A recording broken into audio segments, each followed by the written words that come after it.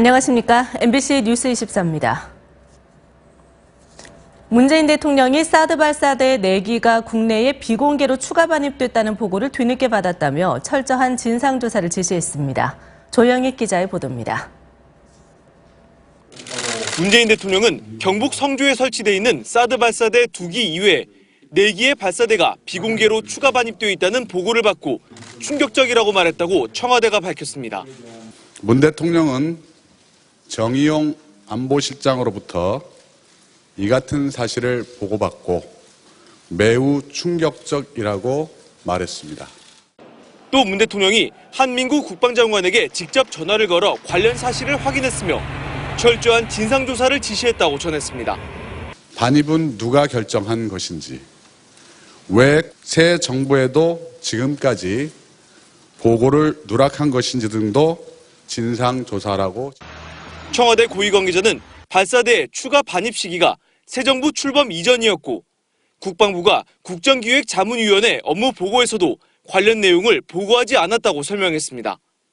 발사대 4기의 추가 반입은 이미 언론을 통해 알려진 내용이라는 기자 질문에는 관련 보도가 있기는 했지만 추정일 뿐이었고 공식적으로 확인된 바는 없었다고 말했습니다.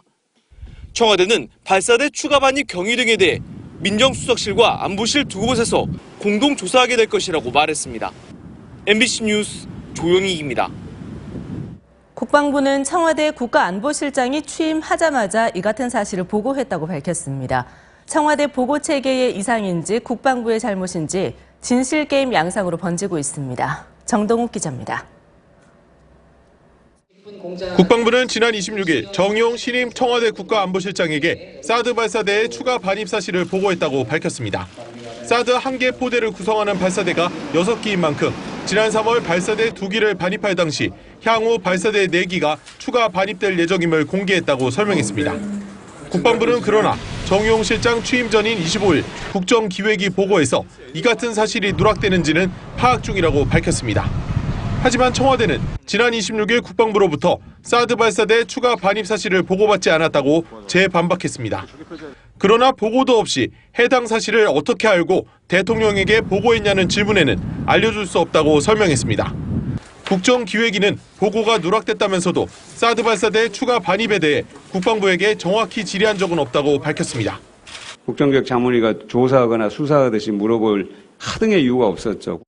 주한미군은 지난 3월 6일 오산 공군 기지를 통해 2기의 사드 발사대와 엑스밴더 레이더 등 핵심 부품을 반입한 사실을 공개했습니다. 이어 4월 26일에는 반입된 발사대를 경북 성주 기지로 옮겨 실전 배치했습니다. MBC 뉴스 정동욱입니다. 문재인 대통령이 인사 논란에 양해를 구한 지 하루 만에 추가 인사를 단행했습니다. 장관 4명의 모두 현역 의원을 지명했습니다. 이재민 기자입니다. 문재인 대통령이 행정자 지부 장관에 김부겸 의원을 지명했습니다. 4선 의원으로 지난 대선에서 공동선거대책위원장을 맡았고 더불어민주당에서 배출한 첫 대구 지역구 의원입니다. 길거리 민주주의를 확고하게 제도화하는 그런 장관이 되고 싶습니다. 문화체육관광부 장관에 지명된 도종환 의원은 시인 출신 재선 의원으로 과거 한국작가회의 부이사장을 지냈고 대선 캠프에선 문화예술정책위원장을 맡았습니다. 편향되게 행정을 하는 일은 없을 거고요. 제가 블랙리스트였습니다. 예산결산특별위원회 위원장을 지낸 3선 김현미 의원은 첫 여성 국토교통부 장관으로 발탁됐습니다. 전 국민의 주거 복지를 위해 전력을 다할 것입니다. 김영춘 해양수산부 장관 후보자는 서울과 부산을 합쳐 3번 의원에 당선됐고 국회 농림축산식품해양수산위원장을 지냈습니다. 대한민국 해운산업의 전반적 위기가 가장 시급한 해결 과제입니다. MBC 뉴스 이재민입니다. 이낙연 국무총리 후보자에 대한 임명동의안이 오늘 국회에서 처리될 것으로 보입니다. 하지만 이번 임시국회에서 일자리 추경 등 현안 처리는 난항이 예상됩니다. 김민찬 기자입니다. 더불어민주당과 국민의당, 바른정당은 오늘 인사청문특위에서 이낙연 후보자 청문보고서를 채택하고 임명동의안을 본회의에 회부합니다. 인준 불가 입장인 자유한국당은 본회의 불참을 포함해 반대 의사를 표시할 방안을 결정합니다. 궤변 수준의 무원칙하고도 자의적 인사 기준을 청와대가 설정하고 국회가 무조건 따르라고 하는 것은 오만과 독선의 여당은 마지막까지 설득할 예정입니다. 찾아가서 설득하고 토론을 통해서 진정한 협치의 과정을 한국당이 본회의에 불참하거나 참석해 반대표를 던진다 해도 제적 과반 출석, 과반 찬성이라는 임명동의안 가결 정족수를 채우는 데는 문제가 없을 것으로 보입니다. 문제는 그 이유입니다.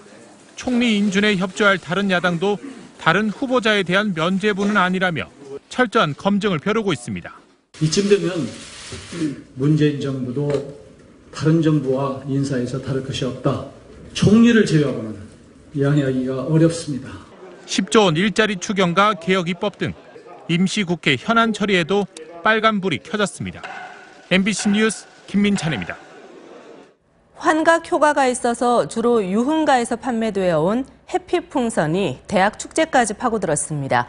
규제 사각지대에서 무방비로 유통되는 현장을 이문현 기자가 취재했습니다. 5월 축제가 한창인 서울의 한 사립대학교 앞입니다. 남녀 대학생 2명이 기다리고 있던 승합차에 다가가 풍선과 쇼핑백을 건네봤습니다.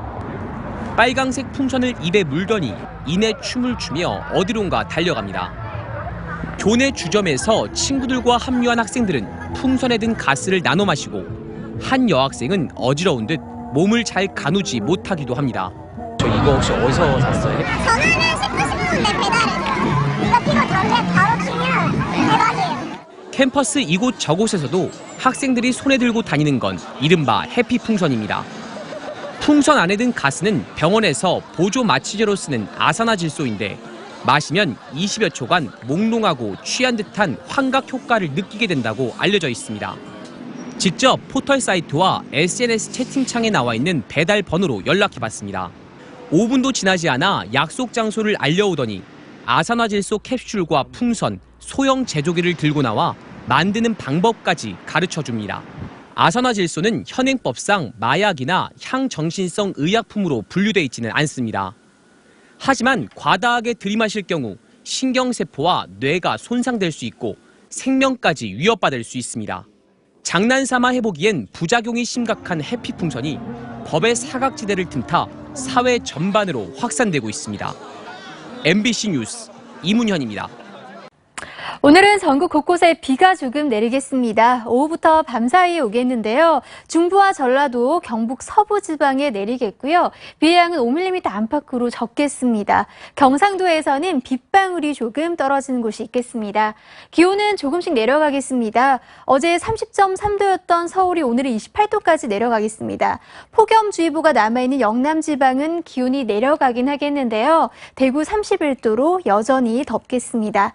오늘 아침엔 해안가를 중심으로 안개가 짙게 끼겠습니다. 오후부터 밤 사이에 많은 지역에 비가 조금 내리겠습니다. 낮 기온은 서울 28도, 전주 27도, 부산 24도까지 오르겠고요. 내일은 동쪽 지방을 중심으로 소나기가 내리겠습니다. 내시였습니다. MBC 뉴스 24를 전해드렸습니다. 시청해주신 여러분 고맙습니다.